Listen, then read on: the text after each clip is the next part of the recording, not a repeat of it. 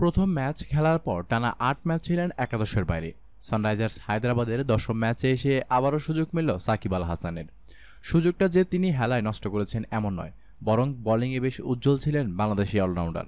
কিন্তু কাজের কাজ হলো না। দারুণ নিয়ন্ত্রিত বোলিংয়ে দলকে জেতাতে পারেননি সাকিব আল হাসান। ম্যাচের এক বল বাকি থাকতে চেন্নাই সুপার কিংসের কাছে ৬ উইকেটে হেরেছে তার দল সানরাইজার্স হায়দ্রাবাদ।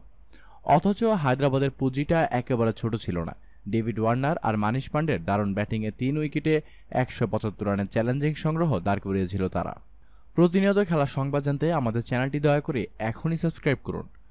এদিকে ওয়ার্নার ৪৫ বলে করেছেন ৫৭ রান।